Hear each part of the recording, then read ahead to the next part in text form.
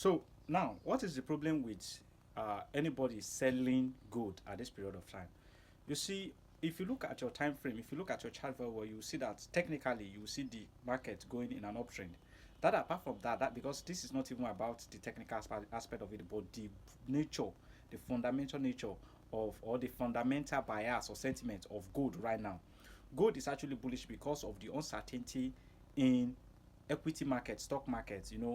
Trump is coming with tariff. Okay, all these tariff, those countries that U.S. government is planning to place tariff on their goods and products. They are also planning a retaliatory tariffs and all that. This is between Mexico, Canada, China, even EU.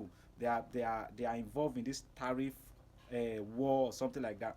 So now the question is this: because of this, because when you place tariff, definitely is going to affect some stocks, some companies, some products. So it's going to be affected negatively because of all this. Investors see that there is no certainty in the market. There is no how the tariff is going to affect the market. In fact, for affect the market. So because of that, they are putting their money in safe haven asset.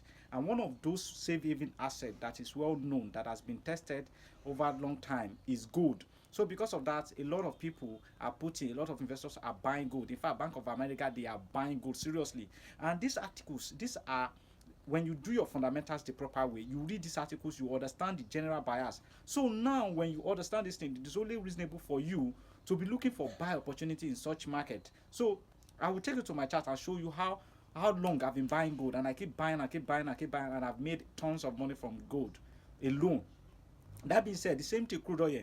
He was buying crude oil, and actually the trade went in his direction because I guess he was buying on 15 minutes. So all those small movements or small retracement that occurs in between is I think that was what he captured. But the reality is that if you trade in the direction of the market, if you understand the fundamental bias of sentiment and you trade in the direction of that, you are going to make more money, and you continue to make more money. I'm still going to show you my chart too, how I made that money. People who are in my mentorship class, people who are on my telegram group, they see all these things. They know that I take this trade because in my mentorship class I show them all these things, and they see and they know, they are aware that I take all these trades. So it's not just that I'm just trying to tell you that so that it won't appear as if I'm just saying it out of this thing. It's the reality.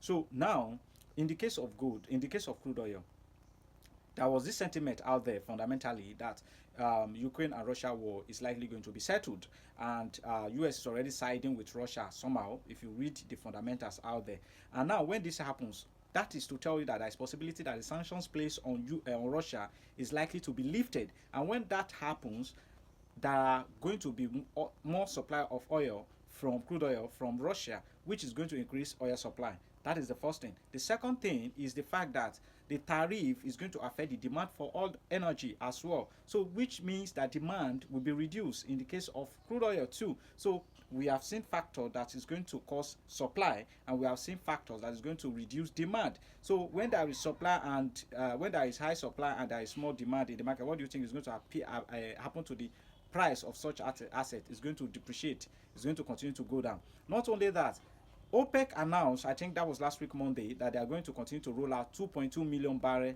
of oil, crude oil. Okay, and they will continue to do it little by little. That is more another supply.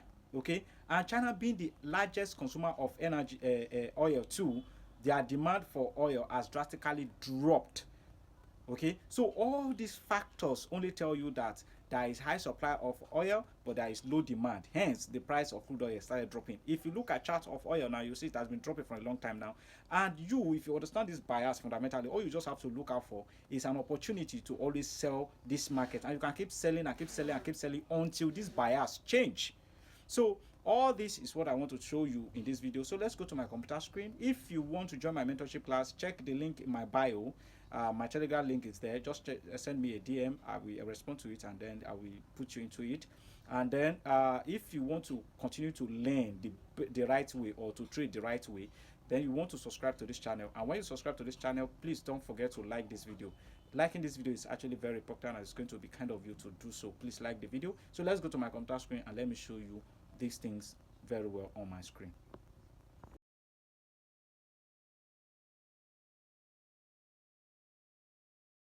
Okay guys, this is my computer screen. So let me make this bigger so that we can see.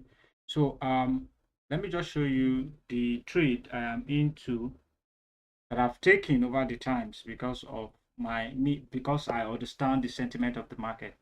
So you can see buy, buy, buy, buy, buy, buy, you know, buy. So I think it started here. Yeah, this is when I started taking the trade, and I continue buying the asset because I understand the sentiment, the fundamental aspect of the market. Okay, so in fact, you will discover that if you look at this particular part of the trade, you will discover that I violated some of the popular technical, uh, let me say, technical trick or tips that people use to take the market. If you look at this place, you will see head and shoulder. Okay, this is the first shoulder, head, second shoulder. Ordinarily, a lot of trader we want to take a sell position here, but if you look at me, you will discover that I didn't take a sell position, rather I was looking for a buy position. First of all, the break of this resistance, which is the two shoulder, and then the cross of this small trend line, and when that happens, I took my buy opportunity. So you can see me not following some kind of technical tips, and head and shoulder pattern, reverse head and shoulder pattern, double bottom. These are the things that I trade normally, but because I understand the sentiment of the market, I violated that and I took the trade based on the sentiment of the market. I'm going to show you how I do that. I'm going to show you how I get all these things. So just give me some minute. Okay, so that is about that is for gold. So let's check out oil. Okay, uh so oil. Okay, sorry, because my network is somehow bad. Okay, here is crude oil, and the trade I've taken, oh, where are they? I don't know why that thing disappeared. I know I took a sell position here. Okay, here they are. So I took a sell position here. I took a sell position. As you can see, I took another sell position, and if you look at this thing, you see this is a resistance, and I am selling, sorry, support rather, and I'm selling close to a support. Why do I ignore this resistance? I ignore the resistance because whenever you understand, if you understand the bias of the market, most times when you understand the bias of the market, believe me, all this support and resistance will be irrelevant in your trade. Okay, so I sold here, I sold here, I sold here, I tried selling here, but the market came back, hit my stop loss. So now I'm selling. I thought this retracement would come here to give me some kind of double top that would give me a selling opportunity, but that didn't happen. So now I'm in another sell trade, and I hope to take my profits around this particular black line here. So the reason I'm selling is because of the bias of the market. So the bias of the market is a sell bias. Okay, sell bias, and for gold, it's a bullish bias. So now, how do I get this thing? Simple. You see, everything that you need to understand, you don't need to go far, you don't need to go anywhere. You can easily do it on the chart here on this trading view. This is where I do most of my thing. This is the second website, or the second place where I get more information. I will show you, but I may not be able to talk about that so that this video will not be too long. So what I do is this. For example, let's say this is my first time of opening this chart. Okay, I'm not trading. I don't know anything about what's going on with oil. I don't know anything, and I want to trade oil, and I open my chart. So the first thing I do is I come to this particular button you are seeing here, and I open it. Okay, and then I started reading through the articles there because I want to understand what is going on in that market. I want to understand what is actually going on, the sentiment in the market. So I'll start reading the article here. You can click on more events for you to see more. So first of all, if you look at the first one here, crude futures struggle to make headway. I want to open it and understand why that is. Stocks drop, yen gains on Trump trade war, China deflationary. This one, I don't think it has much to do with oil. So sector updates, energy stock lane lower, prepare Monday. Okay, this one. So I will open these articles. Let me start with this first one. Okay. Then after that, I will open this to receive more information on oil. Okay, I want to understand what is actually going on in the oil industry. So at the moment, so oil futures are lower after an early attempt to pick up from weeks of losses. Chinese inflation data over the weekend showing a decline in February consumer price added to demand concerns. Why trade war development continue to impact market sentiment. Forex.com market analysis Kinikon says in a note, despite exemptions and delays affecting overall market confidence this time, like for transiting from trade wars to trade deals will be a key factor in determining the bearish impact on global market. Okay, so basically, though, what they are basically what they think the things that are affecting the market right now is the fact that there is this trade war going on, that is the Trump tariff plans, and then likely retaliatory tariffs. Not even likely, because China has actually retaliate with its own with their own tariff, and then in their own way basically. And then there is another, the fact that Chinese economy is slow. That is slow, so the demand for energy is quite low, so the demand for oil is low, and Chinese being the largest consumer of oil, this always affect the market as well. So if you read more of this article, you tend to understand what is actually going on. Let me the third one, sector energy lower. So you can read and understand, you read all these things, okay? And then what I do, what I tell my students to do, because sometimes they find it difficult to interpret those information, all this information. So what you do sometimes is you can copy the information and go to ChatGPT, paste it there and say, explain this to me like a 9-year-old. You see ChatGPT will break it down what's actually going on for you. So you can continue to look forward. Oil prices rise despite China's weakening economy and Trump's tariff plan. You can see what I was saying. China's weakening economy means that there is low demand from China, and China is the highest consumer of energy, oil. Okay, productions, their industries, they also those things. But now their economy is weak and their demand for oil is low. And meanwhile, there is high supply. When there is demand of a particular commodity is low, you know that the price is going to drop. So, and Trump tariffs too, just like I said, Trump tariffs and all those things also affect demand for energy as well, because a lot of businesses are affected, will be affected. The demand for those products will be affected, so the demand for energy will be affected one way or the other. So tariff basically is another trade. So all these informations are telling you that the market is in a bias perspective. So you can see oil rose for a third day on Monday. Even you see they put even as China economy weakened in February and US President Donald Trump threats continue to roil the market. So they are just trying to tell you that the market, the rise comes as China reported consumer price weakening last month, while wholesale prices drop. You can see the country is the #1 oil importer, but its demand growth has stalled as its key real estate sector deals with a debt crisis and consumer spending first. So you can see what is going on. China demand for oil is actually greatly affected. So when the demand is low and the supply is there, then you have issue.